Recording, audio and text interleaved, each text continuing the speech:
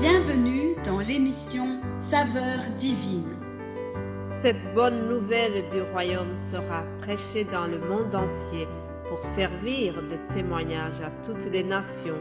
Alors viendra la fin. Ce pain céleste vous est présenté par Immaculée Niraneza.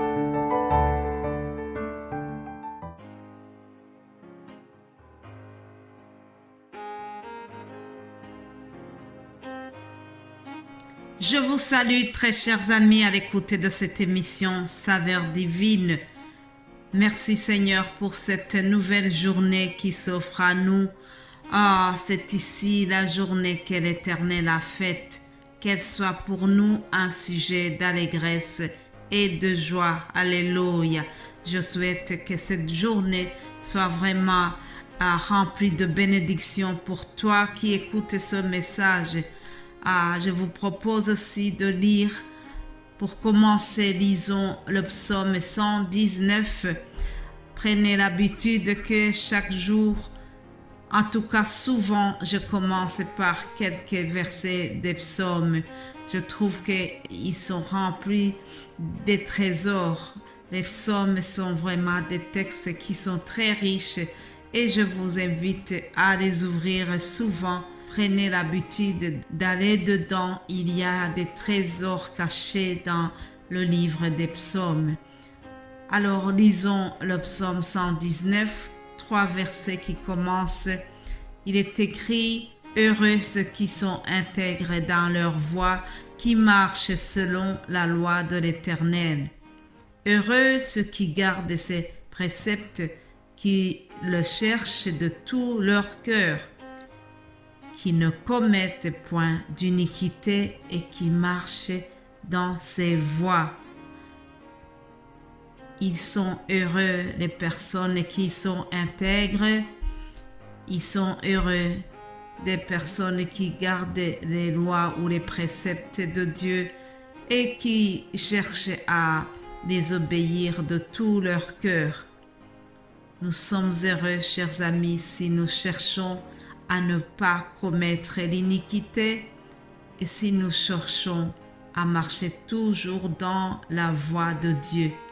Alors, si tu te retrouves dans cette catégorie de personnes, ça veut dire que tu cherches la sanctification. Alléluia.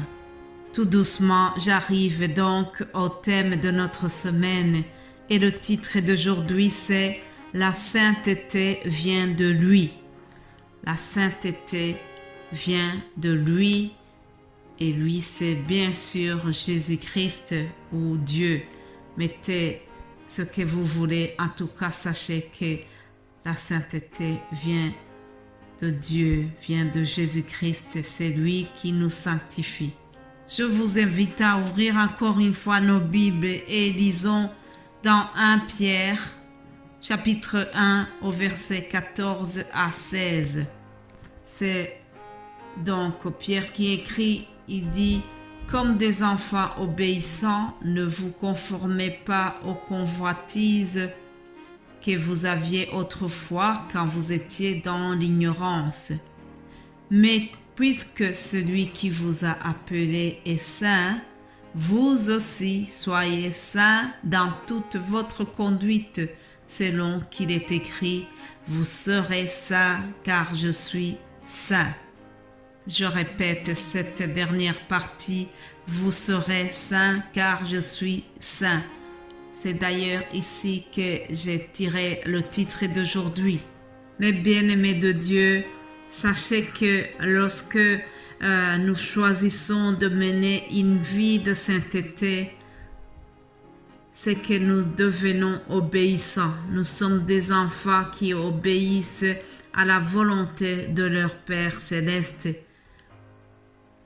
Lorsque nous choisissons de renoncer à notre ancienne vie, lorsque nous choisissons de ne pas subir les convoitises d'autrefois, ça veut dire que nous marchons vraiment dans la sanctification.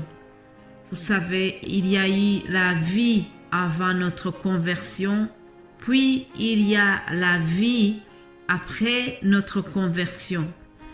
Alors, il doit y avoir une différence entre les deux étapes-là.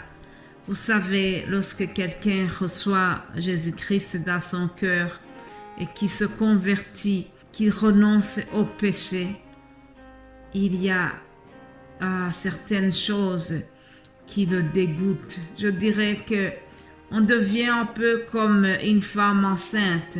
Vous savez, une maman enceinte, il y a des odeurs qu'elle ne supporte pas. Elle devient vraiment sensible à certaines odeurs. Elle ne veut pas manger certains aliments. Je vais donner une image de cette dame enceinte en disant que une fois que nous sommes convertis, une fois que nous portons le salut en nous-mêmes, les désirs d'autrefois ne nous attirent plus. Nous sommes vraiment sensibles, nous sommes même dégoûtés de certaines choses qui nous attiraient autrefois. Puisque nous ne sommes plus les mêmes, il y a quelque chose en nous qui fait que nous ne sommes plus la même personne. Et donc, la Bible vient de nous dire ici que nous ne devons pas nous conformer aux convoitises que nous avions autrefois. Autrefois, c'est-à-dire avant de devenir enfant de Dieu, avant de s'engager pour suivre Jésus-Christ.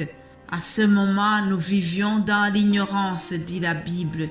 Mais une fois que nous ne sommes plus dans l'ignorance, nous devons mener une vie qui est différente de l'ancienne vie. Aussi, le verset 15 nous dit, « Puisque celui qui vous a appelé est saint, vous aussi soyez saints dans toute votre conduite. » Alléluia. Chers amis, la sainteté doit être visible dans la totalité de notre vie. Ah oui, nous devons chercher la sanctification dans toute notre vie. Nous devons avoir la sainteté dans nos actions, dans nos paroles, dans nos pensées, dans notre manière de vivre, dans toute notre conduite. Comme dit la Bible, il ne s'agit pas d'être saint le dimanche matin lorsque nous sommes avec les frères et sœurs, où nous devons vraiment montrer une vie agréable, montrer une image impeccable et une fois arrivé dehors ou bien une fois arrivé dans nos familles, devenir quelqu'un d'autre. Comment est-ce que tu es dans ton lieu de travail?